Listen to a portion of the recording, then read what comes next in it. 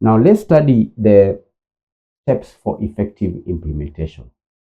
Steps for effective implementation. Steps for effective implementation. For effective implementation. Now, to move from a finding to a closed item, organization should follow 5 steps. Once you have a finding, by a finding we are talking about the problems that the auditor identified while carrying out the governance and compliance audit. You may have a finding, and this finding, candidates, for you to solve that problem, for you to close that finding, you have to undergo 5 steps. And the first step is action planning. 1, action planning. In action planning, you create a SMART plan. You create a SMART plan. SMART plan means a plan that is specific, measurable, attainable, realistic, and time bound. So you come up with a SMART plan. That is the first step. You need to have a plan. We all know a plan is a predetermined course of action. You plan in advance how you are going to fix the problem. And in planning, you have to ensure that the plan is specific. The plan is measurable. It should be attainable. It should be realistic. And you need to assign a timeline when the plan is to be executed. Then number 2 is in relation to resource allocation.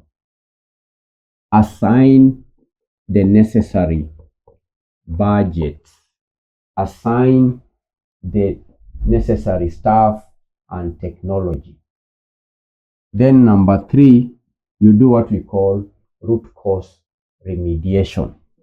Root cause remediation. Root cause remediation. Ensure the fix addresses why the failure happened. If the cause of the problem that the auditor identified was lack of training, then the fix must be a training program and not just a new manual. No, you need to have a training program to fix that problem. Root cause remediation. Then step number 4 is internal testing. Internal testing. Internal testing. After identifying the root cause, after remediating the root cause, then you do internal testing. Before calling the auditors back, the department should self-test the new control to ensure it works. Then lastly, you focus on evidence collection. Evidence collection. Evidence collection. You document the implementation. For example, you can save the new system logs or meeting minutes to show the auditor during the audit follow-up. Because after implementing these strategies, the auditor has to do a follow-up. The auditor will come to check if the recommendations were implemented.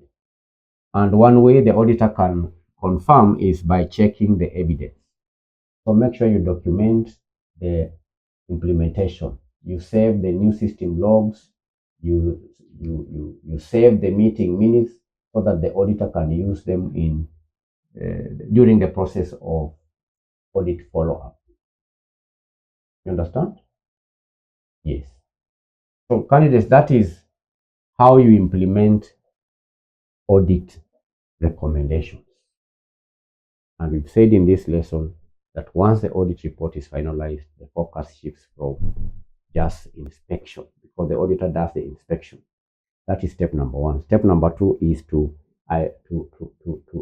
implement recommendations, and that is where the organization demonstrates its commitment to the tone at the top. So that's the end of today's lesson on implementation strategies. Thank you. God bless you. Bye-bye.